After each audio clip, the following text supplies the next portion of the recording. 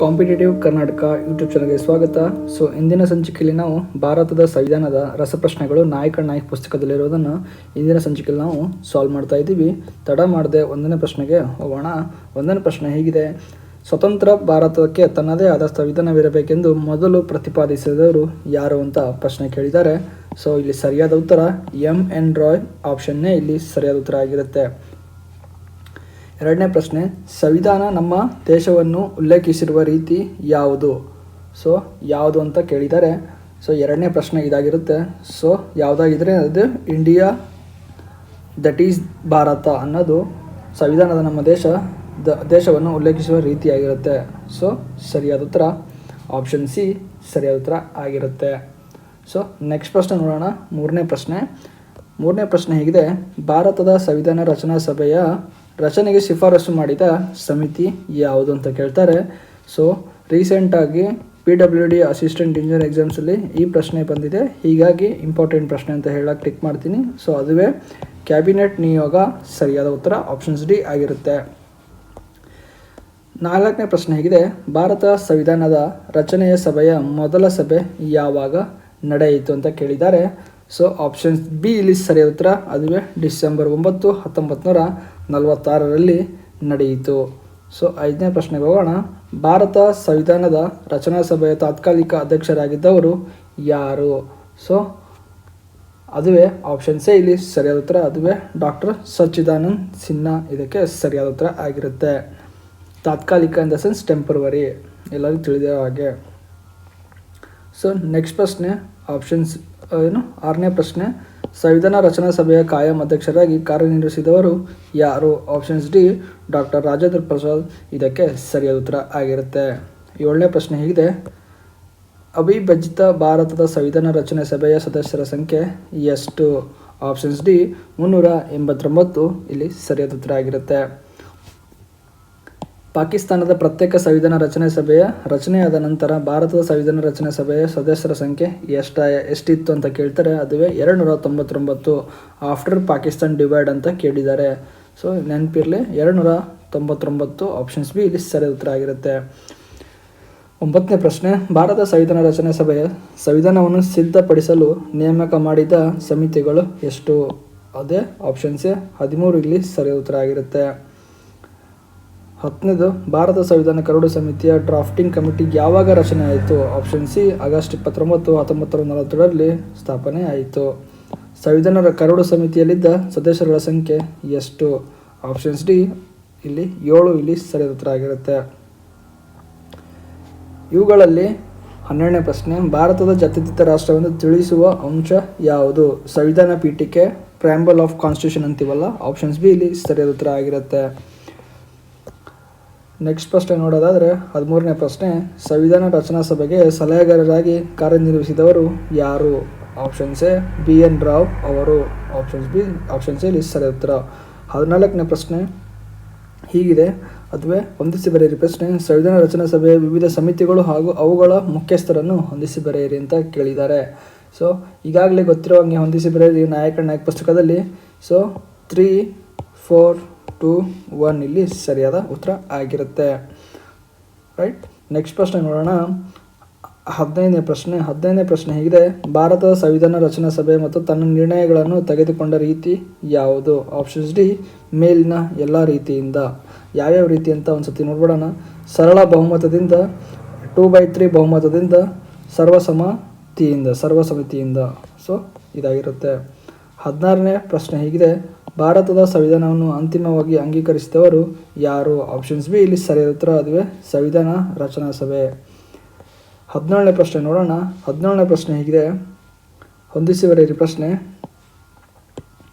ಕೇಂದ್ರ ಸರ್ಕಾರದಿಂದ ರಾಷ್ಟ್ರೀಯ ಚಿಹ್ನೆಗಳ ಸ್ವೀಕಾರ, ಕೇಂದ್ರ ಸರ್ಕಾರದಿಂದ ರಾಷ್ಟ್ರೀಯ ಪಂಚಾಂಗ ಸ್ವೀಕಾರ ಅಂತ ಇದೆ, ಅಥವಾ ಕ್ಯಾಲೆಂಡರ್ ಅಂತ ಕರಿತೀವಲ್ಲ ಅದು. ಸಂವಿಧಾನ ರಚನಾ ಸಭೆಯಿಂದ ರಾಷ್ಟ್ರಗೀತೆ ಸ್ವೀಕಾರ ಮತ್ತು ಸಂವಿಧಾನ ರಚನಾ ಸಭೆಯಿಂದ ರಾಷ್ಟ್ರಧ್ವಜ ಸ್ವೀಕಾರ. ಇದು ಡೇಟ್ಗಳು ಕೊಟ್ಟಿದ್ದಾರೆ. ಆಪ್ಷನ್ಸ್ ಎಗೆ ಡೇಟ್ ಏನಾಗಿರುತ್ತಂದರೆ 3 ಆಗಿರುತ್ತೆ, ಜನವರಿ 1 ಆಗಿರುತ್ತೆ. ಈಗಾಗಲೇ ಇಲ್ಲಿ 3, 4, 2, 1 ಹೊಂದಿಸಿ ಬರೆಯಿರಿ ಪ್ರಶ್ನೆಗೆ ಸರಿಯಾದ ಉತ್ತರ 3, 4, 2, 1 ಆಗಿರುತ್ತೆ. ನೆಕ್ಸ್ಟ್ ಪ್ರಶ್ನೆ ನೋಡೋದಾದರೆ 18ನೇ ಪ್ರಶ್ನೆ ಹೀಗಿದೆ: ಭಾರತ ಸಂವಿಧಾನ ರಚನಾ ಸಭೆಯ ಸಂವಿಧಾನವನ್ನು ಅಂಗೀಕರಿಸಿದ ದಿನ ಯಾವುದು ಅಂತ ಕೇಳ್ತಾರೆ. ಸೊ ಆಪ್ಷನ್ ಸಿ ನವೆಂಬರ್ 26, 1949 ಇಲ್ಲಿ ಸರಿಯಾದ ಉತ್ತರ ಆಗಿರುತ್ತೆ. ನೆಕ್ಸ್ಟ್ ಪ್ರಶ್ನೆ ನೋಡೋದಾದರೆ 19ನೇ ಪ್ರಶ್ನೆ: ನವೆಂಬರ್ 26, 1949ರಂದೇ ಸಂವಿಧಾನ ಸಿದ್ಧವಾಗಿದ್ದರೂ ಜನವರಿ 26, 1950ರಂದು ಸಂವಿಧಾನ ಜಾರಿಗೆ ತರಲು ಕಾರಣವೇನು? ಜನವರಿ 26, 1929ರಲ್ಲಿ ಲಾಹೋರ್ ಕಾಂಗ್ರೆಸ್ ಅಧಿವೇಶನದಲ್ಲಿ ನೆಹರು ಘೋಷಿಸಿದ ಪೂರ್ಣ ಸ್ವರಾಜ್ ದಿನಕ್ಕೆ ಸರಿಹೊಂದಲು. ಆಪ್ಷನ್ಸ್ ಡಿ ಇಲ್ಲಿ ಸರಿಯಾದ ಉತ್ತರ ಆಗಿರುತ್ತೆ. ಸೊ ನೆಕ್ಸ್ಟ್ ಪ್ರಶ್ನೆ 20ನೇ ಪ್ರಶ್ನೆ: ದೇಶದ ಪ್ರಥಮ ರಾಷ್ಟ್ರಪತಿಯಾಗಿ ಡಾಕ್ಟರ್ ರಾಜೇಂದ್ರ ಪ್ರಸಾದನ್ನು ಸಂವಿಧಾನ ರಚನಾ ಸಭೆ ಆಯ್ಕೆ ಮಾಡಿದ ದಿನ ಯಾವುದು? ಅದುವೇ ಆಪ್ಷನ್ಸ್ ಬಿ ಜನವರಿ 24, 1950ರಲ್ಲಿ. ಸೊ ಆಪ್ಷನ್ಸ್ ಬಿ ಇಲ್ಲಿ ಸರಿಯಾದ ಉತ್ತರ ಆಗಿರುತ್ತೆ 20ನೇ ಪ್ರಶ್ನೆಗೆ. 21ನೇ ಪ್ರಶ್ನೆ ಹೇಗಿದೆ: ಸಂವಿಧಾನ ಕರಡು ಸಿದ್ಧಪಡಿಸಲು ರಚನಾ ಸಮಿತಿಯ ತೆಗೆದುಕೊಂಡ ಅವಧಿ ಯಾವುದು? ಇದು ಕೂಡ ತುಂಬ ಇಂಪಾರ್ಟೆಂಟ್ ಪ್ರಶ್ನೆ. ಇದಕ್ಕೆ ಯಾರು ಆಪ್ಷನ್ಸ್ ಕೇಳೋದು ಬೇಡ, ಅಷ್ಟು ಇಂಪಾರ್ಟೆಂಟ್. ಅಷ್ಟೊತ್ತಿ KPSCಲಿ ಕೂಡ ಕೇಳಿದ್ದಾರೆ, KSPಲಿ ಕೂಡ ಕೇಳಿದ್ದಾರೆ, ಸಿಕ್ಕಾಪಟ್ಟೆ ಸೆಂಟ್ರಲ್ ಎಕ್ಸಾಮ್ಸಲ್ಲಿ ಕೇಳಿದ್ದಾರೆ. ಅದುವೇ 2 ವರ್ಷ 11 ತಿಂಗಳು 18 ದಿನಗಳು ತೆಗೆದುಕೊಂಡಿರುತ್ತೆ. ಆಪ್ಷನ್ಸೇ ಇಲ್ಲಿ ಸರಿಯಾದ ಉತ್ತರ ಆಗಿರುತ್ತೆ. 22ನೇ ಪ್ರಶ್ನೆ ಹೀಗಿದೆ: ಭಾರತದ ರಾಷ್ಟ್ರೀಯ ಚಿಹ್ನೆಯಲ್ಲಿರುವ 4 ಸಿಂಹ ಮತ್ತು ಧರ್ಮಚಕ್ರವನ್ನು ಎಲ್ಲಿಂದ ಪಡೆಯಲಾಗಿದೆ? ಆಪ್ಷನ್ ಸಿ ಅದುವೇ ಸಾರಾನಾಥ್ನಿಂದ ಪಡೆಯಲಾಗಿದೆ. ಹಾಗೆ 23ನೇದು: ಭಾರತದ ರಾಷ್ಟ್ರೀಯ ಚಿಹ್ನೆಯಲ್ಲಿರುವ ಸತ್ಯಮೇವ ಜಯತೆ ಘೋಷವಾಕ್ಯವನ್ನು ಯಾವುದರಿಂದ ಸ್ವೀಕರಿಸಲಾಗಿದೆ? Options D Mundakopanishad. Option C ಇಂದ ಸರಿಯಾದ ಆಪ್ಷನ್ಸ್ ಡಿ ಇಲ್ಲಿ ಸರಿಯಾದ ಉತ್ತರ ಆಗಿರುತ್ತೆ. ನೆಕ್ಸ್ಟ್ ಪ್ರಶ್ನೆ ನೋಡೋಣ. 24ನೇ ಪ್ರಶ್ನೆ: 1956 ಭಾಷಾವಾರು ಪ್ರಾಂತ್ಯಗಳ ಪುನರ್ರಚನೆಯ ನಂತರ ಭಾರತದಲ್ಲಿದ್ದ ರಾಜ್ಯಗಳು ಮತ್ತು ಕೇಂದ್ರಾಡಳಿತ ಪ್ರದೇಶಗಳ ಸಂಖ್ಯೆ ಎಷ್ಟು? 14 ರಾಜ್ಯಗಳು ಮತ್ತು 5 ಕೇಂದ್ರಾಡಳಿತ ಪ್ರದೇಶಗಳು. ಆಪ್ಷನ್ಸ್ ಬಿ ಇಲ್ಲಿ ಸರಿಯಾದ ಉತ್ತರ ಆಗಿರುತ್ತೆ. 25ನೇ ಪ್ರಶ್ನೆ: ಈ ಕೆಳಗಿನ ಸಂಗತಿಗಳಲ್ಲಿ ಯಾವುದು ಭಾರತದ ಸಂವಿಧಾನದ ಲಕ್ಷಣವಾಗಿಲ್ಲ? ಸೊ ಅದುವೇ ಅಧ್ಯಕ್ಷೀಯ ಸರ್ಕಾರ ನಮ್ಮ ದೇಶದಲ್ಲಿ ಇಲ್ಲ ಅನ್ನೋದು ಆಪ್ಷನ್ ಸಿ ಇಲ್ಲಿ ಸರಿಯಾದ ಉತ್ತರ ಆಗಿರುತ್ತೆ. 26ನೇ ಪ್ರಶ್ನೆ: ಇವುಗಳಲ್ಲಿ ತಪ್ಪಾಗಿರುವ ಹೇಳಿಕೆ ಯಾವುದು? ಯಾವುದು ತಪ್ಪಾದ ಹೇಳಿಕೆ ಆಗಿದೆ? 26ನೇ ಪ್ರಶ್ನೆ ಹೇಳಿಕೆಗಳು ಅನ್ಸುತ್ತೆ, ಓದ್ಬಿಡೋಣ. ಸೊ ಆಪ್ಷನ್ಸ್ ಎ ಹೇಗಿದೆ: ಭಾರತ ರಾಷ್ಟ್ರೀಯ ನದಿ ಗಂಗಾ, ಇದು ಸರಿಯಾದ ಆಗಿರುತ್ತೆ, ಹೌದು. ಭಾರತದ ರಾಷ್ಟ್ರೀಯ ಹಣ್ಣು ಮಾವು, ಇದು ಕೂಡ ಕರೆಕ್ಟ್ ಆಗಿದೆ. ಭಾರತದ ರಾಷ್ಟ್ರೀಯ ವೃಕ್ಷ ತೆಂಗು ಅಂತ ಹಾಕಿದ್ದಾರೆ, ತಪ್ಪು, ಇದು ಆಲದ ಮರ ಸರಿಯಾದ ಉತ್ತರ. ಸೊ ಆಪ್ಷನ್ಸ್ ಡಿ ನೋಡೋಣ. ಭಾರತದ ರಾಷ್ಟ್ರೀಯ ಜಲಚರ ಡಾಲ್ಫಿನ್, ಇದು ಕೂಡ ಸರಿಯಾಗಿದೆ. ಸೊ ಇಲ್ಲಿ ತಪ್ಪಾದ ಹೇಳಿಕೆ ಕೇಳೋದ್ರಿಂದ ಸೊ ಆಪ್ಷನ್ ಸಿ ತಪ್ಪಾದ ಹೇಳಿಕೆ ಆಗಿರುತ್ತೆ. ತೆಂಗು ಬರಲ್ಲ, ಆಲದ ಮರ ಬರುತ್ತೆ, ಭಾರತದ ರಾಷ್ಟ್ರೀಯ ವೃಕ್ಷ. ಸೊ ಆಪ್ಷನ್ ಸಿ ಇಲ್ಲಿ ಸರಿ ಉತ್ತರ ಆಗಿರುತ್ತೆ. 27ನೇ ಪ್ರಶ್ನೆ ನೋಡೋಣ. ಭಾರತದ ರಾಷ್ಟ್ರೀಯ ವೃಕ್ಷ ಯಾವುದು? ಆಲದ ಮರ ಅಂತ ಇವಾಗಲೂ ನೋಡಿದ್ವಲ್ಲ, ಆಲದ ಮರ. 28ನೇ ಪ್ರಶ್ನೆ ನೋಡೋಣ. ಭಾರತದ ರಾಷ್ಟ್ರ ಧ್ವಜದಲ್ಲಿ ಚಕ್ರದ ರೇಖೆಗಳ ಸಂಖ್ಯೆ ಎಷ್ಟು? ಅದು 24. ಇದು ಕೂಡ ವೆರಿ ಇಂಪಾರ್ಟೆಂಟು, ಈ ಯಶಸ್ವಿ ಎಕ್ಸಾಮ್ಸಲ್ಲಿ ಕೇಳಿದ್ದಾರೆ.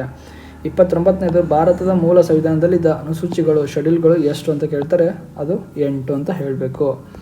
ಭಾರತದ ಸಂವಿಧಾನದಲ್ಲಿದ್ದ ಪ್ರಸ್ತುತವಿರುವ ಅನುಸೂಚಿಗಳ ಸಂಖ್ಯೆ ಎಷ್ಟು ಅಂತ ಕೇಳ್ತಾರೆ, ಅದು 12. ರೈಟ್. ನೆಕ್ಸ್ಟ್ 31ನೇ ಪ್ರಶ್ನೆ ಹೇಗಿದೆ: ಭಾರತದ ಮೂಲ ಸಂವಿಧಾನದಲ್ಲಿದ್ದ ವಿಧಿಗಳು, ಮೂಲ ಸಂವಿಧಾನ ಅಂತ ಕೇಳ್ತಾರೆ ನೋಡಿ, ಇದು ನೆನಪಿರ್ಬೇಕು, ಮೂಲ ಅನ್ನೋದು ನೆನಪಿರ್ಬೇಕು. ಆರ್ಟಿಕಲ್ ಎಷ್ಟು ಅಂತ ಕೇಳ್ತಾರೆ, 395. ಇಲ್ಲಿ ಸರಿಯಾದ ಉತ್ತರ ಆಗಿರುತ್ತೆ. ಭಾರತ ಸಂವಿಧಾನದಲ್ಲಿದ್ದ ಪ್ರಸ್ತುತವಿರುವ ಇವಾಗಿರೋದು ಎಷ್ಟು ವಿಧಿಗಳಿದೆ ಅಂದರೆ 444 ಇದೆ ಅಂತ ಹೇಳಬೇಕು. ಆಪ್ಷನ್ಸ್ ಬಿ ಇಲ್ಲಿ ಸರಿಯಾದ ಉತ್ತರ ಆಗಿರುತ್ತೆ. ಭಾರತದ ಸಂವಿಧಾನದ ಪೀಠಿಕೆಯಲ್ಲಿ ಅಂದರೆ ಪ್ರಿಯಾಂಬಲ್ನಲ್ಲಿ ಪ್ರಸ್ತಾಪವಾಗದಿರುವ ನ್ಯಾಯ ಯಾವುದು ಅಂತ ಕೇಳಿದ್ರೆ, ಅದು ಆಪ್ಷನ್ಸ್ ಎ ಆಗಿರುತ್ತೆ, ಅದು ಶಿಕ್ಷಣ. ಇಲ್ಲಿ ಸರಿಯಾದ ಉತ್ತರ ಆಗಿರುತ್ತೆ. 34ನೇ ಪ್ರಶ್ನೆ: ಇವುಗಳಲ್ಲಿ ತಪ್ಪಾಗಿರುವ ಹೇಳಿಕೆ ಯಾವುದು? ನೋಡಿ, ಈಗಾಗಲೇ ನೋಡ್ದಂಗೆ ಆಗಲೇ ಒಂದು ಭಾರತ ರಾಷ್ಟ್ರೀಯ ಗೀತೆ ಒಂದೇ ಮಾತರಂ ಅಂತ ಇದೆ, ಇದು ಕೂಡ ಕರೆಕ್ಟಾಗಿದೆ. ಭಾರತ ರಾಷ್ಟ್ರೀಯ ಪುಷ್ಪ, ಇದು ಕೂಡ ಕಮಲ ಅಂತ, ಇದು ಕೂಡ ಕರೆಕ್ಟಾಗಿದೆ. ಭಾರತದ ರಾಷ್ಟ್ರೀಯ ಪ್ರಾಣಿ ಹುಲಿ, ಇದು ಕೂಡ ಕರೆಕ್ಟಾಗಿದೆ. ಸೊ ಭಾರತದ ರಾಷ್ಟ್ರೀಯ ಪಕ್ಷಿ ಯಾವುದಂದ್ರೆ ನವಿಲು ಅಂತ ಆಗಬೇಕಲ್ವಾ, ಇಲ್ಲಿ ಗರುಡ ಅಂತ ಕೊಟ್ಟಿದ್ದಾನೆ. ಸೊ ತಪ್ಪಾದ ಹೇಳಿಕೆ ಆಪ್ಷನ್ ಸಿ ಆಗಿರುತ್ತೆ. 35ನೇದು: ಭಾರತದ ರಾಷ್ಟ್ರೀಯ ಪಕ್ಷಿ ಯಾವುದು? ಅದು ಆಪ್ಷನ್ಸ್ ಡಿ ನವಿಲು. ಆಪ್ಷನ್ಸ್ ಡಿ ಸರಿಯಾದ ಉತ್ತರ ಆಗಿರುತ್ತೆ. 36ನೇದು: ಭಾರತದ ರಾಷ್ಟ್ರಗೀತೆ ಜನಗಣಮನ ಹಾಡಲು ನಿಗದಿ ಮಾಡಿರುವ ಸಮಯ ಎಷ್ಟು?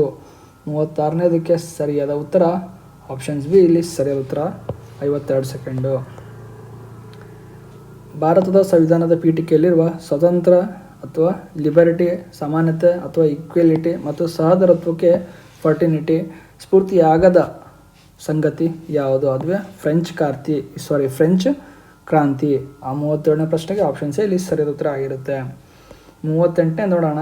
ಭಾರತ ಸಂವಿಧಾನಕ್ಕೆ ಸಂಬಂಧಿಸಿದಂತೆ ಅನ್ವಯ ಭಾಗದ ಹೇಳಿಕೆ ಯಾವುದು? ಆಪ್ಷನ್ ಸಿ ಇಲ್ಲಿ ಸರಿಯಾದ ಉತ್ತರ. ಅದುವೇ ಸಂವಿಧಾನ ತಿದ್ದುಪಡಿಯ ಅಸಾಧ್ಯ ಇಲ್ಲಿ ಸರಿಯಾದ ಉತ್ತರ ಆಗಿರುತ್ತೆ. 39ನೇ ಪ್ರಶ್ನೆ ಆಗಿದೆ, ಭಾರತ ಸಂವಿಧಾನದ ರೂಪಿಸುವಲ್ಲಿ ಅತಿ ಹೆಚ್ಚಿನ ಪ್ರಭಾವ ಬೀರಿದ ವಿಷಯ ಯಾವುದು? ಆಪ್ಷನ್ಸ್ ಡಿ ಇಲ್ಲಿ ಸರಿಯಾದ ಉತ್ತರ. ಅದುವೇ 1935ರ ಭಾರತ ಸರ್ಕಾರ ಕಾಯ್ದೆ ಇದಕ್ಕೆ ಸರಿಯಾದ ಉತ್ತರ ಆಗಿರುತ್ತೆ. ನೆಕ್ಸ್ಟ್ ಪ್ರಶ್ನೆ 40ನೇ ಪ್ರಶ್ನೆ, ಸಂಸದೀಯ ಪದ್ಧತಿಯ ಸರ್ಕಾರದ ಲಕ್ಷಣ ಯಾವುದು ಅಂತ ಕೇಳಿದರೆ ಅದುವೇ ಆಪ್ಷನ್ಸ್ ಬಿ ಕಾರ್ಯಾಂಗ ಶಾಸಕಾಂಗಕ್ಕೆ ಜವಾಬ್ದಾರಿ ಆಗಿರುತ್ತದೆ ಅನ್ನೋದೇ ಒಂದು ಪ್ರಮುಖ ಲಕ್ಷಣವಾಗಿರುತ್ತೆ. 41ನೇ ಪ್ರಶ್ನೆ ನೋಡೋಣ. ಭಾರತ ಸಂವಿಧಾನದಲ್ಲಿರುವ ಮೂಲಭೂತ ಹಕ್ಕುಗಳನ್ನು ಯಾವ ದೇಶದ ಸಂವಿಧಾನದಿಂದ ಪಡೆಯಲಾಗಿದೆ? ಅದುವೇ USA ಇಂದ ಪಡೆಯಲಾಗಿದೆ. ಸೊ ನೋಡಿ, ಸಂವಿಧಾನದಿಂದ ಎರವಲು ಪಡೆದ ಸಂಗತಿಗಳು ಯಾವ್ಯಾವ ದೇಶಗಳಿಂದ ಎರವಲು ಪಡೆದಿರೋ ಅನ್ನೋದು ದಯವಿಟ್ಟು ಎಲ್ಲ ವಿದ್ಯಾರ್ಥಿಗಳು ನೆನ್ಪಿಡಬೇಕು. ಯಾಕಂದರೆ ಯಾವುದೇ ಎಕ್ಸಾಮ್ಸ್ ಆಗಲಿ ಪ್ರತಿ ಟೈಮು ಇಂಥದ್ದೊಂದು ಕ್ವಶನ್ಸ್ನ ಫ್ರೇಮ್ ಮಾಡಿರ್ತಾನೆ. ಹೀಗಾಗಿ ಯಾವ್ಯಾವ ದೇಶದಿಂದ ನಮ್ಮ ಸಂವಿಧಾನಕ್ಕೆ ಎರವಲು ಪಡ್ಕೊಂಡಿದ್ದಾರೆ ಅನ್ನೋದು ತುಂಬ ಇಂಪಾರ್ಟೆಂಟ್ ಆಗಿರುತ್ತೆ. ಸೊ ಇಂಥ ಪ್ರಶ್ನೆಗಳು ಜಾಸ್ತಿ ರಿಪೀಟ್ ಆಗಿರುತ್ತೆ. ಸೊ ಇಂಥ ಪ್ರಶ್ನೆಗಳು ನೆನ್ಪಿಡಲು ತಾವು ನೆನ್ಪಿಡಬೇಕಂತ ಕೇಳ್ಕೊತೀನಿ. 42ನೇ ಪ್ರಶ್ನೆ ನೋಡೋಣ. ಕಾನೂನಿನ ಆಡಳಿತ ಸಂಸದೀಯ ಪದ್ಧತಿ ಮತ್ತು ಕ್ಯಾಬಿನೆಟ್ ಸರ್ಕಾರದ ಅಂಶಗಳನ್ನು ಪಡೆಯಲಾಗಿರುವ ಸಂವಿಧಾನ ಯಾವುದು? ಯಾವ ಸಂವಿಧಾನ ಅಂದರೆ ಅದುವೇ ಬ್ರಿಟಿಷ್ ಸಂವಿಧಾನ. ಆಪ್ಷನ್ ಸಿ ಇಲ್ಲಿ ಸರಿಯಾದ ಉತ್ತರ ಆಗಿರುತ್ತೆ. 43ನೇ ಪ್ರಶ್ನೆ, ಜರ್ಮನಿನ ಸಂವಿಧಾನದಿಂದ ಭಾರತದ ಸಂವಿಧಾನಕ್ಕೆ ಆಯ್ಕೆ ಮಾಡಿಕೊಂಡಿರುವ ವಿಷಯ ಯಾವುದು? ನೋಡಿ, ಈ ರೀತಿ ಕ್ವಶನ್ಸ್ನ ಫ್ರೇಮ್ ಮಾಡ್ತಾನೆ. ಅದಕ್ಕೆ ಯಾವಾಗಲೂ MCQs ಓದೋದು ತುಂಬ ಇಂಪಾರ್ಟೆಂಟು. ಆಫ್ಟರ್ ಒಂದು ಸತಿ ನೀವು ಥರೋವಾಗಿ ಒಂದು ಸತಿ ಟಾಪಿಕ್ನ ಎಲ್ಲ ಮುಗಿಸಿದ್ರೆ, ಅಂದರೆ GS ಜನರಲ್ ಸ್ಟಡೀಸ್ ಮುಗಿಸಿದ್ಮೇಲೆ ಯಾವುದೇ ವಿದ್ಯಾರ್ಥಿಯಾಗಲಿ ಯಾವುದೇ ಎಕ್ಸಾಮ್ಸ್ಗಾಗಲಿ ಅವರು MCQsನ ಅಟೆಂಡ್ ಮಾಡಬೇಕನ್ನೋದು ಇದೇ ಕಾರಣಕ್ಕೆ. ಸೊ ಇಲ್ಲಿ ಯಾವುದು ಅಂದರೆ ಆಪ್ಷನ್ಸ್ ಡಿ ಇಲ್ಲಿ ಸರಿಯಾದ ಉತ್ತರ ಆಗಿರುತ್ತೆ. ಅದುವೇ ರಾಷ್ಟ್ರೀಯ ತುರ್ತು ಪರಿಸ್ಥಿತಿಯಲ್ಲಿರುವ ಮೂಲಭೂತ ಹಕ್ಕುಗಳ ರದ್ದತಿಯಲ್ಲಿ ಸರಿಯಾದ ಉತ್ತರ ಆಗಿರುತ್ತೆ. ನೆಕ್ಸ್ಟ್ ಪ್ರಶ್ನೆ, ಭಾರತದ ಸಂವಿಧಾನದ ಕೇಂದ್ರ ಮತ್ತು ರಾಜ್ಯ ಸಂಬಂಧವನ್ನು ತೆಗೆದುಕೊಳ್ಳಲಾಗಿರುವ ಸಂವಿಧಾನ ಯಾವುದು? 44ನೇ ಪ್ರಶ್ನೆಗೆ ಸರಿಯಾದ ಉತ್ತರ ಆಪ್ಷನ್ಸ್ ಬಿ ಕೆನಡಾ ಇಲ್ಲಿ ಸರಿಯಾದ ಉತ್ತರ ಆಗಿರುತ್ತೆ. ಭಾರತದ ಸಂವಿಧಾನದಲ್ಲಿರುವ ವಿವಿಧ ವಿಷಯಗಳನ್ನು ಮತ್ತು ಅವುಗಳನ್ನು ಪಡೆದಿರುವ ದೇಶದ ಸಂವಿಧಾನಗಳನ್ನು ಹೊಂದಿಸಿ ಬರೆಯಿರಿ ಅಂತ ಕೇಳಿದ್ದಾರೆ. ಸೊ ಈಗಾಗಲೇ ಹೇಳ್ದಂಗೆ ಹೊಂದಿಸಿದರೆ ಅಂದರೆ 3, 4, 2, 1 ಇಲ್ಲಿ ಸರಿಯಾದ ಉತ್ತರ ಆಗಿರುತ್ತೆ. ನೋಡಿ, ಇದನ್ನು ಒಂದ್ಸತಿ ಹೇಳ್ತೀನಿ ಯಾಕಂದರೆ ಇಂಪಾರ್ಟೆಂಟ್ ಆಗಿರೋದ್ರಿಂದ. ಒಕ್ಕೂಟ ವ್ಯವಸ್ಥೆ ಅದು ಪಡೆದಿರೋ ದೇಶ ಯಾವುದು ಅಂದರೆ ಕೆನಡಾ ದೇಶದಿಂದ ಪಡ್ಕೊಂಡಿದ್ದೀವಿ.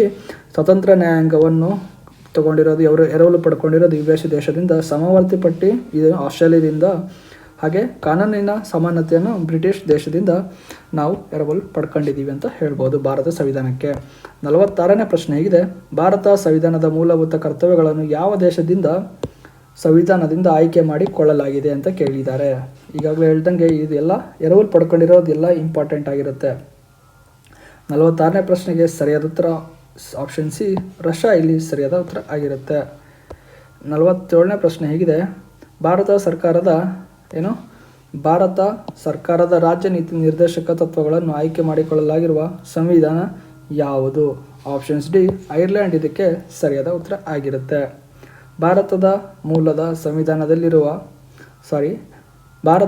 ಸಂವಿಧಾನದಲ್ಲಿ ಇಲ್ಲದಿರುವ ಆದರೆ ನಂತರ ತಿದ್ದುಪಡಿಯಿಂದ ಸೇರ್ಪಡೆ ಮಾಡಲಾದ ವಿಷಯ ಯಾವುದು? ಆಪ್ಷನ್ಸ್ ಬಿ ಮೂಲಭೂತ ಕರ್ತವ್ಯಗಳು ಇಲ್ಲಿ ಸರಿಯಾದ ಉತ್ತರ ಆಗಿರುತ್ತೆ. ನಾಗರಿಕತ್ವತೆ ಅಥವಾ ಸಿಟಿಜನ್ಶಿಪ್ ಸಂಬಂಧಿಸಿದ ಕಾನೂನುಗಳಿರುವ ಸಂವಿಧಾನದ ಭಾಗ ಯಾವುದು? ಅದುವೇ ಭಾಗ 2, 5 ಮತ್ತು 15 ವಿಧಿಗಳು ಇಲ್ಲಿ ಸರಿಯಾದ ಉತ್ತರ ಆಗಿರುತ್ತೆ. 50ನೇ ಪ್ರಶ್ನೆ ನೋಡೋಣ. ಭಾರತದಲ್ಲಿ ಪೌರತ್ವ ಪಡೆಯಲು ಅರ್ಜಿ ಸಲ್ಲಿಸುವ ಅರ್ಹತೆ ಪಡೆಯಬೇಕಾದರೆ ಕನಿಷ್ಠ ಎಷ್ಟು ವರ್ಷದಿಂದ ವಾಸಿಸಿರಬೇಕಾಗಿರುತ್ತದೆ ಅಂತ ಕೇಳಿದರೆ ಅದುವೇ ಆಪ್ಷನ್ ಸಿ 5 ವರ್ಷ ಅನ್ನೋದು ಎಲ್ಲರೂ ತಿಳಿದಿರೋ ಹಾಗೆ ಆಪ್ಷನ್ ಸಿ ಇಲ್ಲಿ ಸರಿಯಾದ ಉತ್ತರ ಆಗಿರುತ್ತೆ. 51ನೇ ಪ್ರಶ್ನೆ, ಭಾರತ ಸಂವಿಧಾನದಲ್ಲಿ ಧ್ಯೇಯೋದ್ದೇಶಗಳನ್ನು ಪ್ರಸ್ತಾಪಿಸಲಾಗಿರುವ ಭಾಗ ಯಾವುದು? ಆಪ್ಷನ್ಸ್ ಡಿ ಅದುವೇ ಸಂವಿಧಾನದ ಪೀಠಿಕೆ ಅಥವಾ ಪ್ರಿಯಾಂಬಲ್ ಆಫ್ ಕಾನ್ಸ್ಟಿಟ್ಯೂಷನ್ ಅಂತ ಕರಿತೀವಲ್ಲ, ಅದು ಸರಿಯಾದ ಉತ್ತರ ಆಗಿರುತ್ತೆ. 52ನೇ ಪ್ರಶ್ನೆ ನೋಡೋಣ. 52ನೇ ಪ್ರಶ್ನೆ ಹೇಗಿದೆ, ಸಂವಿಧಾನ ರಚನಾ ಸಭೆಯಲ್ಲಿ ಅಥವಾ ಪ್ರಿಯಾಂಬಲ್ನಲ್ಲಿ ಕುರಿತು ಪ್ರಸ್ತಾಪಿಸಿದವರು ಯಾರು ಅಂತ ಕೇಳಿದರೆ ಅದುವೇ ಜವಾಹರ್ಲಾಲ್ ನೆಹರು. ಆಪ್ಷನ್ಸ್ ಬಿ ಇಲ್ಲಿ ಸರಿಯಾದ ಉತ್ತರ ಆಗಿರುತ್ತೆ. 53ನೇ ಪ್ರಶ್ನೆ ಹೀಗಿದೆ, ಸಂವಿಧಾನದ ಪೀಠಿಕೆ ಇಲ್ಲಿಯವರೆಗೆ ಮಾಡಲಾದ ತಿದ್ದುಪಡಿಯ ಸಂಖ್ಯೆ ಎಷ್ಟು? ಆಪ್ಷನ್ ಎ 1 ಇಲ್ಲಿ ಸರಿಯಾದ ಉತ್ತರ ಆಗಿರುತ್ತೆ. ಸಂವಿಧಾನ ಪೀಠಿಕೆಯಲ್ಲಿನ ಸಮಾಜವಾದ ಜಾತ್ಯತೀತತೆ ಮತ್ತು ಅಖಂಡತೆ ಪದಗಳನ್ನು ಸೇರ್ಪಡೆ ಮಾಡಿದ ತಿದ್ದುಪಡಿ ಯಾವುದು? ಅದುವೇ 42ನೇ ತಿದ್ದುಪಡಿ. ಆಪ್ಷನ್ ಸಿ ಇಲ್ಲಿ ಸರಿಯಾದ ಉತ್ತರ ಆಗಿರುತ್ತೆ. 55ನೇದು, ನಗರ ಪಾಲಿಕೆಗೆ ಸಂಬಂಧಿಸಿದ ವಿಷಯವಿರುವ ಸಂವಿಧಾನದ ಅನುಸೂಚಿ ಯಾವುದು? ಅದುವೇ 12ನೇ ಅನುಸೂಚಿ. ಆಪ್ಷನ್ಸ್ ಡಿ ಇಲ್ಲಿ ಸರಿಯಾದ ಉತ್ತರ ಆಗಿರುತ್ತೆ. ನೆಕ್ಸ್ಟ್ ಪ್ರಶ್ನೆ 56ನೇ ಪ್ರಶ್ನೆ, ಸಂಸತ್ ಮತ್ತು ಶಾಸಕಾಂಗಕ್ಕೆ ಆಯ್ಕೆಯಾದ ಸದಸ್ಯರು ಪಕ್ಷಾಂತರದ ಕಾರಣಕ್ಕಾಗಿ ಸದಸ್ಯತ್ವ ಕಳೆದುಕೊಳ್ಳುವ ಪಕ್ಷಾಂತರ ನಿಷೇಧ ಕಾಯ್ದೆ ಸೇರ್ಪಡೆಯಾಗಿರುವ ಅನುಸೂಚಿ ಯಾವುದು? 56ನೇ ಪ್ರಶ್ನೆ ಸರಿಯಾದ ಉತ್ತರ ಆಪ್ಷನ್ಸ್ ಬಿ 10ನೇ ಅನುಸೂಚಿ ಇಲ್ಲಿ ಸರಿಯಾದ ಉತ್ತರ ಆಗಿರುತ್ತೆ. 57ನೇ ಪ್ರಶ್ನೆ ನೋಡೋಣ. ಭಾರತದ ಒಕ್ಕೂಟದಲ್ಲಿ ಹೊಸ ರಾಜ್ಯವನ್ನು ಸ್ಥಾಪಿಸಬೇಕಾದರೆ ತಿದ್ದುಪಡಿ ಮಾಡಬೇಕಾದ ಸಂವಿಧಾನ ಅನುಸೂಚಿ ಯಾವುದು? ಅದುವೇ 1ನೇ ಅನುಸೂಚಿ. ಆಪ್ಷನ್ ಎ ಇಲ್ಲಿ ಸರಿಯಾದ ಉತ್ತರ ಆಗಿರುತ್ತೆ. 58ನೇ ಪ್ರಶ್ನೆ ನೋಡೋಣ. ಭಾರತದ ಒಕ್ಕೂಟದಲ್ಲಿ ಹೊಸ ರಾಜ್ಯಗಳ ಸ್ಥಾಪನೆ ಮತ್ತು ಅವುಗಳ ಗಡಿಯ ಬದಲಾವಣೆಗೆ ಸಂಬಂಧಿಸಿದಂತೆ ಸರಿಯಾಗಿರುವ ಹೇಳಿಕೆ ಯಾವುದು? 58ನೇಗೆ ಸರಿಯಾದ ಉತ್ತರ ಸಂಸತ್ತಿನಲ್ಲಿ ಸರಳ ಬಹುಮತದಿಂದ ಸಾಧಿಸಬಹುದು. ಆಪ್ಷನ್ ಸಿ ಇಲ್ಲಿ ಸರಿಯಾದ ಉತ್ತರ ಆಗಿರುತ್ತೆ. 59ನೇ ಪ್ರಶ್ನೆ ಹೀಗಿದೆ, ಸಂವಿಧಾನದಲ್ಲಿರುವ ವಿಷಯಗಳು ಹಾಗೂ ಅವುಗಳಿಗೆ ಸಂಬಂಧಿಸಿದ ಅನುಸೂಚಿಗಳನ್ನು ಹೊಂದಿಸಿ ಬರೆಯಿರಿ ಅಂತ ಕೇಳಿದ್ದಾರೆ. ಸೊ 3, 4, 2, 1 ಇಲ್ಲಿ ಸರಿಯಾದ ಉತ್ತರ ಆಗಿರುತ್ತೆ. 60ನೇ ಪ್ರಶ್ನೆ ನೋಡೋಣ. ಸಂವಿಧಾನದ 12ರಿಂದ 35ರವರೆಗಿನ ವಿಧಿಗಳು ಹೊಂದಿರುವ ವಿಷಯ ಯಾವುದು? ಯಾವ ವಿಷಯ ಅಂದರೆ ಆಪ್ಷನ್ಸ್ ಬಿ ಮೂಲಭೂತ ಹಕ್ಕುಗಳು ಸರಿಯಾದ ಉತ್ತರ ಆಗಿರುತ್ತೆ. 61ನೇ ಪ್ರಶ್ನೆ ಹೀಗಿದೆ, ಭಾರತದ ಮೂಲ ಸಂವಿಧಾನದಲ್ಲಿದ್ದ ಮೂಲಭೂತ ಹಕ್ಕುಗಳ ಸಂಖ್ಯೆ ಎಷ್ಟು? ಅದೇ ಆಪ್ಷನ್ಸ್ ಎ 7 ಭಾರತದ ಮೂಲ ಸಂವಿಧಾನದಲ್ಲಿದ್ದ ಮೂಲಭೂತ ಹಕ್ಕುಗಳ ಸಂಖ್ಯೆ 7 ಆಗಿರುತ್ತೆ. 62ನೇ ಪ್ರಶ್ನೆ, ಭಾರತ ಸಂವಿಧಾನದಲ್ಲಿ ಈಗಿರುವ ಮೂಲಭೂತ ಹಕ್ಕುಗಳ ಸಂಖ್ಯೆ ಎಷ್ಟು? ಅದು 6. ನೆಕ್ಸ್ಟ್ 63ನೇ ಪ್ರಶ್ನೆ, ಸಂವಿಧಾನ ಮೂಲಭೂತ ಹಕ್ಕುಗಳ ಸಂಖ್ಯೆಯನ್ನು 7ರಿಂದ 6ಕ್ಕೆ ಸೀಮಿತಗೊಳಿಸಿದ ಸಂವಿಧಾನ ತಿದ್ದುಪಡಿ ಯಾವುದು? ಅದು ಯಾವುದು ಅಂದರೆ ಆಪ್ಷನ್ಸ್ ಡಿ 44 ಇಲ್ಲಿ ಸರಿಯಾದ ಉತ್ತರ ಆಗಿರುತ್ತೆ. 44ನೇ ಪ್ರಶ್ನೆ ನೋಡೋಣ. 44ನೇ ತಿದ್ದುಪಡಿಯಲ್ಲಿ ಮೂಲಭೂತ ಹಕ್ಕುಗಳಿಂದ ಕೈಬಿಡಲಾದ ಹಕ್ಕು ಯಾವುದು? ಆಪ್ಷನ್ಸ್ ಬಿ ಇಲ್ಲಿ ಸರಿಯಾದ ಉತ್ತರ, ಅದುವೇ ಆಸ್ತಿಯ ಹಕ್ಕು. 65ನೇದು, ಸಂವಿಧಾನದಿಂದ 14ರಿಂದ 18ರವರೆಗಿನ ವಿಧಿಗಳಿಗೆ ಸಂಬಂಧಿಸಿರುವ ವಿಷಯ ಯಾವುದು? ಆಪ್ಷನ್ಸ್ ಎ ಸಮಾನತೆ ಹಕ್ಕು ಇದಕ್ಕೆ ಸರಿಯಾದ ಉತ್ತರ ಆಗಿರುತ್ತೆ.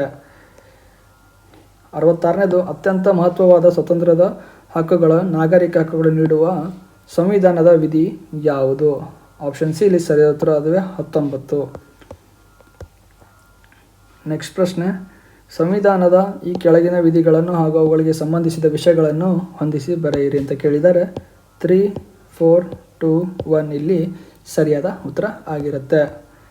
ನೆಕ್ಸ್ಟ್ ಪ್ರಶ್ನೆ 68ನೇ ಪ್ರಶ್ನೆ ಹೀಗಿದೆ, ಸಂವಿಧಾನದ 14ನೇ ವಿಧಿಯ ಕಾನೂನಿನ ಮುಂದೆ ಸಮಾನತೆ ಈ ಕೆಳಗಿನವುಗಳಲ್ಲಿ ಅನ್ವಯವಾಗುವುದು ಯಾರಿಗೆ ಅಂತ ಕೇಳಿದ್ದಾರೆ. 68ನೇ ಪ್ರಶ್ನೆಗೆ ಸರಿಯಾದ ಉತ್ತರ ಪ್ರಧಾನಮಂತ್ರಿ. ಆಪ್ಷನ್ಸ್ ಬಿ ಇಲ್ಲಿ ಸರಿಯಾದ ಉತ್ತರ ಆಗಿರುತ್ತೆ. ನೆಕ್ಸ್ಟ್ ಪ್ರಶ್ನೆ 69ನೇ ಪ್ರಶ್ನೆ, ಭಾರತ ರತ್ನ ಮತ್ತು ಪದ್ಮ ಪ್ರಶಸ್ತಿಗಳನ್ನು ನೀಡಲು ಅವಕಾಶ ನೀಡಿರುವ ಸಂವಿಧಾನದ ವಿಧಿ ಯಾವುದು? ಆಪ್ಷನ್ಸ್ ಎ ಅದುವೇ 18ನೇ ವಿಧಿ ಇದಕ್ಕೆ ಸರಿಯಾದ ಉತ್ತರ ಆಗಿರುತ್ತೆ. ಆಪ್ಷನ್ಸ್ ಎ ಇಲ್ಲಿ ಸರಿಯಾದ ಉತ್ತರ. 70ನೇ ಪ್ರಶ್ನೆ, ಅಲ್ಪಸಂಖ್ಯಾತರ ಹಿತಾಸಕ್ತಿಗಳನ್ನು ರಕ್ಷಿಸಿರುವ ಸಂವಿಧಾನದ ವಿಧಿ ಯಾವುದು? ಯಾವುದು ವಿಧಿ ಅಂದರೆ ಆಪ್ಷನ್ಸ್ ನೋಡೋಣ, ಒಂದ್ಸತಿ ಇದಕ್ಕೆ ಆಪ್ಷನ್ಸ್ ನೋಡೋಣ. ಅದು 14ನೇ ವಿಧಿ, 19ನೇ ವಿಧಿ, 29ನೇ ವಿಧಿ, 30ನೇ ವಿಧಿ ಅಂತ ಕೊಟ್ಟಿದ್ದಾರೆ. ಸೊ ಸರಿಯಾದ ಉತ್ತರ ಏನಾಗಿರ್ಬೋದು? 70ನೇ ಪ್ರಶ್ನೆಗೆ ಸರಿಯಾದ ಉತ್ತರ ಅದುವೇ ಆರ್ಟಿಕಲ್ 29ನೇ. ಆಪ್ಷನ್ ಸಿ ಇಲ್ಲಿ ಸರಿಯಾದ ಉತ್ತರ ಆಗಿರುತ್ತೆ. ನೆಕ್ಸ್ಟ್ ಪ್ರಶ್ನೆ ಹೊಂದಿಸಿ ಬರೆಯಿರಿ ಪ್ರಶ್ನೆ, ಈ ಕೆಳಗಿನ ವಿಷಯಗಳನ್ನು ಹಾಗೂ ಅವುಗಳಿಗೆ ಸಂಬಂಧಿಸಿದ ವಿಧಿಗಳನ್ನು ಹೊಂದಿಸಿ ಬರೆಯಿರಿ ಅಂತ ಕೇಳಿದ್ದಾರೆ. ಸೊ ಈಗಾಗಲೇ 3, 4, 2, 1 ಇಲ್ಲಿ ಸರಿಯಾದ ಉತ್ತರ ಆಗಿರುತ್ತೆ. 72ನೇ ಪ್ರಶ್ನೆ ಹೀಗಿದೆ, ಡಾಕ್ಟರ್ BR ಅಂಬೇಡ್ಕರ್ ಹೃದಯ ಮತ್ತು ಆತ್ಮ ಎಂದು ವರ್ಣಿಸಿರುವ ಸಂವಿಧಾನದ ವಿಧಿ ಯಾವುದು?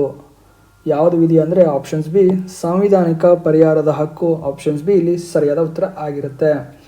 73ನೇ ಪ್ರಶ್ನೆ ಹೀಗಿದೆ, ಸಾಮಾಜಿಕ ಅಸಮಾನತೆಯನ್ನು ತೊಡೆದು ಹಾಕುವುದಕ್ಕೆ ಸಂಬಂಧಿಸಿರುವ ಹಕ್ಕು ಯಾವುದು? ಅದುವೇ ಆಪ್ಷನ್ಸ್ ಎ ಸಮಾನತೆ ಹಕ್ಕು ಸರಿಯಾದ ಉತ್ತರ ಆಗಿರುತ್ತೆ. 74ನೇ ಪ್ರಶ್ನೆ ಹೀಗಿದೆ. 19ನೇ ವಿಧಿಗೆ ಸಂಬಂಧಿಸಿದ ವಿಷಯಗಳನ್ನು ಹೊಂದಿಸಿ ಬರೆಯಿರಿ. 3, 4, 2, 1 ಇಲ್ಲಿ ಸರಿಯಾದ ಉತ್ತರ ಆಗಿರುತ್ತೆ. 75ನೇ ಪ್ರಶ್ನೆ ನೋಡೋಣ. 75ನೇ ಪ್ರಶ್ನೆ ಹೇಗಿದೆ. ಸಮಾನತೆಯ ಹಕ್ಕು ಒಳಗೊಂಡಿರುವ ವಿಷಯ ಯಾವುದು? ಯಾವ ವಿಷಯ ಹೇಳಿ? ಆಪ್ಷನ್ಸ್ ಡಿ ಇಲ್ಲಿ ಸರಿಯಾದ ಉತ್ತರ. ಅದುವೇ ಸಮಾನ ಕೆಲಸಕ್ಕೆ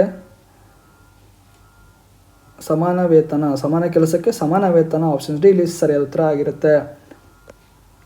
79ನೇ ಪ್ರಶ್ನೆ ಹೀಗಿದೆ. ಸಂವಿಧಾನದ ವಿಧಿಗಳು ಮತ್ತು ಅದಕ್ಕೆ ಸಂಬಂಧಿಸಿದ ವಿಷಯಗಳನ್ನು ಹೊಂದಿಸಿ ಬರೆಯಿರಿ ಅಂತ ಕೇಳಿದ್ದಾರೆ. ಸೊ ಹೊಂದಿಸಿ ಬರೆಯಿರಿ ಪ್ರಶ್ನೆ ಅಂದರೆ ಈಗಾಗಲೇ ಹೇಳ್ದಂಗೆ ಸರಿಯಾದ ಉತ್ತರ ಏನಾಗಿರುತ್ತೆ? 3, 4, 2, 1 ಆಗಿರುತ್ತೆ. ನಾಯಕ ಪುಸ್ತಕದಲ್ಲಿರುವ ಹೊಂದಿಸಿ ಬರೆಯಿರಿಗೆ ಉತ್ತರಗಳು 3, 4, 2, 1 ಆಗಿರುತ್ತೆ. ಸೊ 77ನೇ ಪ್ರಶ್ನೆ ನೋಡೋಣ. 77ನೇ ಪ್ರಶ್ನೆ ಹೀಗಿದೆ. ಮೂಲಭೂತ ಹಕ್ಕುಗಳ ರಕ್ಷಣೆಗಾಗಿ ನಾಗರಿಕರು ಸಾಂವಿಧಾನಿಕ ಪರಿಹಾರದ ಹಕ್ಕು ಪಡೆಯಲು 32ನೇ ವಿಧಿಯ ಅನ್ವಯ ಅರ್ಜಿ ಸಲ್ಲಿಸಬೇಕಾದ ನ್ಯಾಯಾಲಯ ಯಾವುದು? 77ನೇ ಪ್ರಶ್ನೆಗೆ ಸರಿಯಾದ ಉತ್ತರ ಅದುವೇ ಆಪ್ಷನ್ಸ್ ಎ ಸುಪ್ರೀಂ ಕೋರ್ಟ್ ಇದಕ್ಕೆ ಸರಿಯಾದ ಉತ್ತರ ಆಗಿರುತ್ತೆ. 78ನೇದು ನಾಗರಿಕರು ಮೂಲಭೂತ ಹಕ್ಕುಗಳ ರಕ್ಷಣೆಗಾಗಿ ರಾಜ್ಯ ಉಚ್ಚ ನ್ಯಾಯಾಲಯಕ್ಕೆ ಅರ್ಜಿ ಸಲ್ಲಿಸಲು ಅವಕಾಶ ನೀಡುವ ಸಂವಿಧಾನ ವಿಧಿ ಯಾವುದು? ಆಪ್ಷನ್ ಸಿ 226 ಸರಿಯಾದ ಉತ್ತರ ಆಗಿರುತ್ತೆ. 79ನೇ ಪ್ರಶ್ನೆ. ಅಕ್ರಮ ಬಂಧನದಲ್ಲಿರುವ ವ್ಯಕ್ತಿಯನ್ನು ಹಾಜರುಪಡಿಸಲು ಕೋರಿ ರಾಜ್ಯ ಹೈಕೋರ್ಟಿನಲ್ಲಿ ಸಲ್ಲಿಸುವ ರಿಟ್ ಅಥವಾ ಅಜ್ಞಾತ ಪತ್ರ ಯಾವುದು? 79ನೇ ಪ್ರಶ್ನೆಗೆ ಸರಿಯಾದ ಉತ್ತರ ಅದುವೇ options D habeas corpus. Options D ಇಲ್ಲಿ ಸರಿಯಾದ ಉತ್ತರ ಆಗಿರುತ್ತೆ. ನೆಕ್ಸ್ಟ್ ಪ್ರಶ್ನೆ 80ನೇ ಪ್ರಶ್ನೆ. ಹೊಂದಿಸಿ ಬರೆಯಿರಿ ಪ್ರಶ್ನೆ ಹೀಗಿದೆ. ಹೈಕೋರ್ಟ್ ಮತ್ತು ಸುಪ್ರೀಂ ಕೋರ್ಟ್ಗೆ ಸಲ್ಲಿಸಲಾಗುವ ವಿವಿಧ ರಿಟ್ ಅರ್ಜಿಗಳನ್ನು ಹಾಗೂ ಅವುಗಳಿಗೆ ಸಂಬಂಧಿಸಿದ ವಿಷಯಗಳನ್ನು ಹೊಂದಿಸಿ ಬರೆಯಿರಿ. 3, 4, 2, 1 ಇಲ್ಲಿ ಸರಿಯಾದ ಉತ್ತರ ಆಗಿರುತ್ತೆ. ಈ ವಿಡಿಯೋದು ಇದನ್ನು ಸ್ಕ್ರೀನ್ಶಾಟ್ ತೊಗೊಳ್ಳಿ. ಇದು ಅಷ್ಟು ಇಂಪಾರ್ಟೆಂಟು. MCQs ಎಲ್ಲ ಎಕ್ಸಾಮ್ಸಲ್ಲಿ ರಿಪೀಟ್ ಆಗೋ ಚಾನ್ಸಸ್ಸು ಇದೆ ಮತ್ತು ಈಗಾಗಲೇ ತುಂಬ ಎಕ್ಸಾಮ್ಸಲ್ಲಿ ಕೇಳಿದ್ದಾನೆ.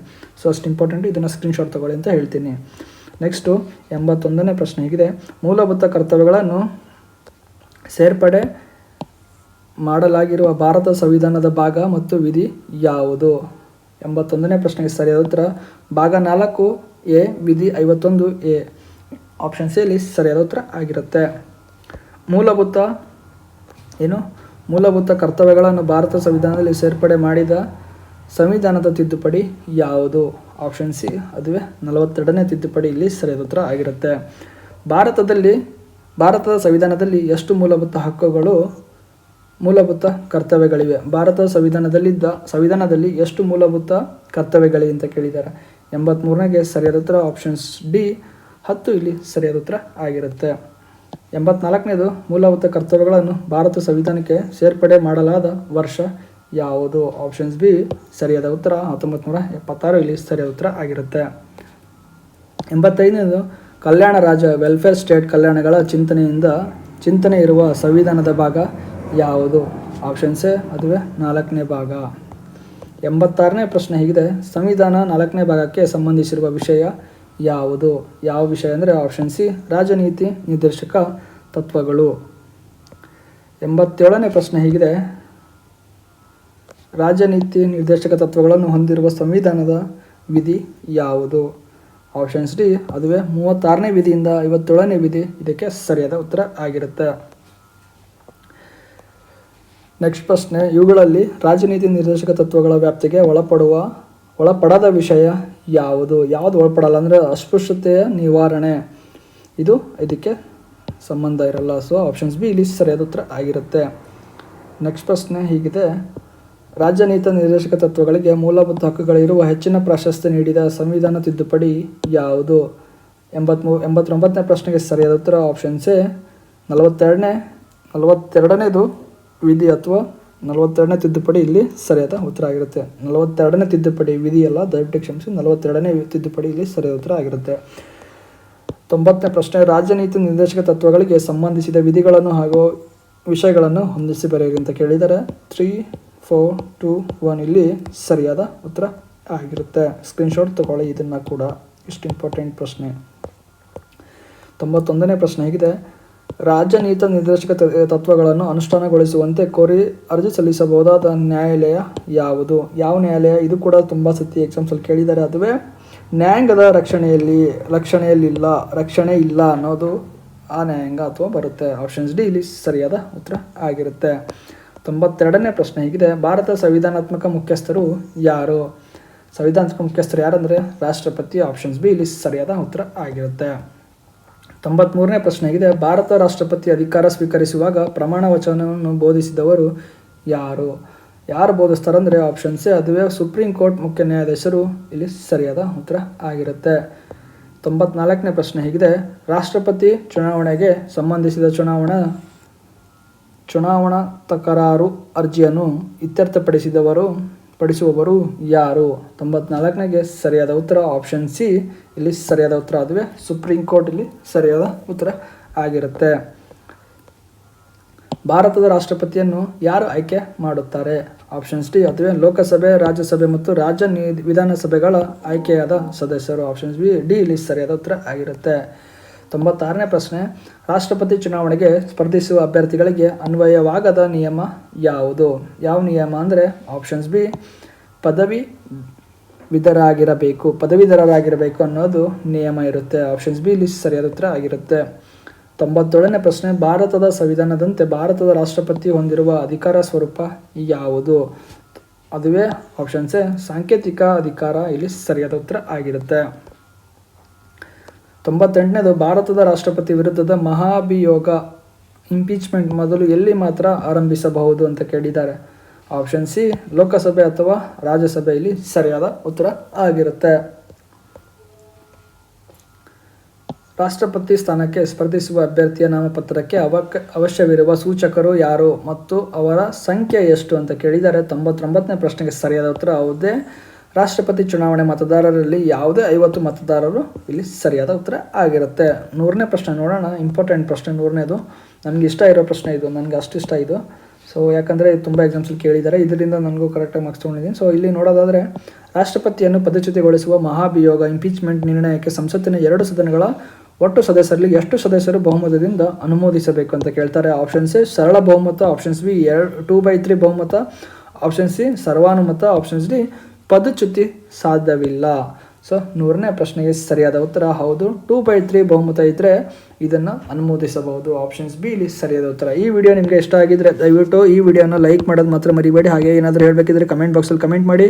ಹಾಗೆ ಈ ಎಲ್ಲ ವಿಡಿಯೋ ಈಗಾಗಲೇ ಎಲ್ಲ GS ಮಟೀರಿಯಲ್ ಅಂದರೆ ಜನರಲ್ ಸ್ಟಡೀಸ್ ರಿಲೇಟೆಡ್ ಆಗಿ ಕರ್ನಾಟಕದ ಇತಿಹಾಸ, ಭಾರತದ ಇತಿಹಾಸ, ಭಾರತದ ರಾಷ್ಟ್ರೀಯ ಚಳುವಳಿ ಮತ್ತು ಈಗಾಗಲೇ ಇಷ್ಟೆಲ್ಲ 3 ಪ್ಲೇಲಿಸ್ಟ್ನ ಈಗಾಗಲೇ ನಮ್ಮ ಯೂಟ್ಯೂಬ್ ಚಾನಲ್ ಅಪ್ಲೋಡ್ ಮಾಡಿದ್ದೀವಿ. ಹಾಗಾಗಿ ಮತ್ತು ಕರ್ನಾಟಕದ ಭೂಗೋಳ, ಭಾರತದ ಭೂಗೋಳ ಕೂಡ ಅಪ್ಲೋಡ್ ಮಾಡಿದ್ದೀವಿ. ನಮ್ಮ ಪ್ಲೇಲಿಸ್ಟ್ನ ಹೋಗಿ ಕ್ಲಿಕ್ ಮಾಡಿ, ಅಲ್ಲೆಲ್ಲ ವೀಡಿಯೋಸ್ಗಳು ಈಗಾಗಲೇ ನೋಡಿ. ಹಾಗೆ ಈ ವಿಡಿಯೋ ನಿಮ್ಗೆ ಇಷ್ಟ ಆದರೆ ದಯವಿಟ್ಟು ನಿಮ್ಮ ಗೆಳೆಯರೊಂದಿಗೆ ಶೇರ್ ಮಾಡಿ. ನಿಮ್ಮ ಯೂಟ್ಯೂಬ್ ಚಾನಲನ್ನು ದಯವಿಟ್ಟು ಸಬ್ಸ್ಕ್ರೈಬ್ ಮಾಡೋದು ಮಾತ್ರ ಮರಿಬೇಡಿ. ಧನ್ಯವಾದಗಳು. ಮುಂದಿನ ವೀಡಿಯೋದಲ್ಲಿ ಮತ್ತೆ ಸಿಗೋಣ.